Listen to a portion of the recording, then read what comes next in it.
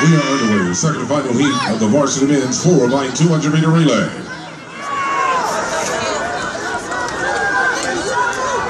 Holding their own on the outside is Duncanville. On the inside is DeSoto. First exchange underway. Cedar Hill.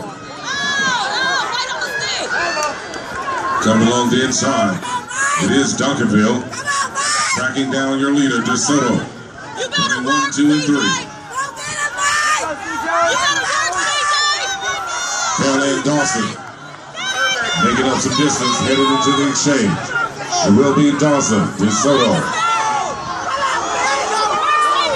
Cedar Hill and Duncanville, DeSoto. Moving forward through the first 100 meters of the third leg. Lancaster beginning to make a move on the leaders. Final exchange underway. Tightly contested for the lead, DeSoto. Lancaster, but on the inside, here comes Mansfield. Mansfield running out of lane 2. Lancaster, DeSoto. 50 meters remaining for Mansfield.